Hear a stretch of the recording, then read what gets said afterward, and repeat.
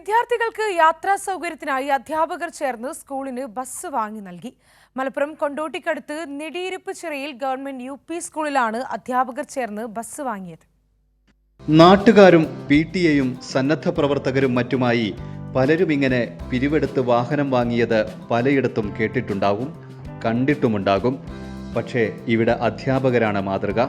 പഠിപ്പിക്കുന്ന സ്കൂളിലെ കുട്ടികൾ കൃത്യസമയത്ത് സ്കൂളിലെത്തണം, വൈകിട്ട് വാഹനം കാത്തു നിൽക്കാതെ വീട്ടിൽ തിരിച്ചെത്തണമെന്നും അധ്യാപകർ മനസ്സറിഞ്ഞ് തീരുമാനിച്ചതിൻ്റെ ഫലമാണിത്.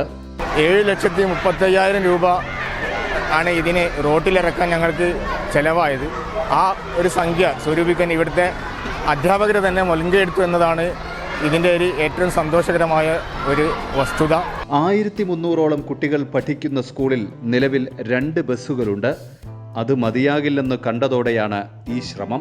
നമ്മുടെ കുട്ടികൾക്ക് നമുക്ക് 2 സ്കൂൾ വലിയ വാഹനങ്ങൾ നമുക്കുണ്ടെങ്കിലും ഈ ചെറിയ റോഡുകളിലൂടെ എത്തിപ്പെടാൻ പ്രയാസം അനുഭവിക്കുന്നുണ്ട്. അപ്പോൾ കുട്ടികൾക്ക് ആ പ്രദേശങ്ങളിൽ നിന്നൊക്കെയുള്ള കുട്ടികൾക്ക് വരാൻ ഒരു സൗകര്യം ഒരുക്കുക എന്നുള്ളത് വളരെ നാളായിട്ടുള്ള നമ്മുടെ ഒരു ആഗ്രഹമായിരുന്നു. 50ഓളം അധ്യാപകർ ചേർന്നാണ് 7.5 ലക്ഷം രൂപ സമാഹരിച്ചത്. PTA president VPA Siddique master വാഹനം ഫ്ലാഗ് ഓഫ് ചെയ്തു. കൈരളി ന്യൂസ്, മലപ്പുറം.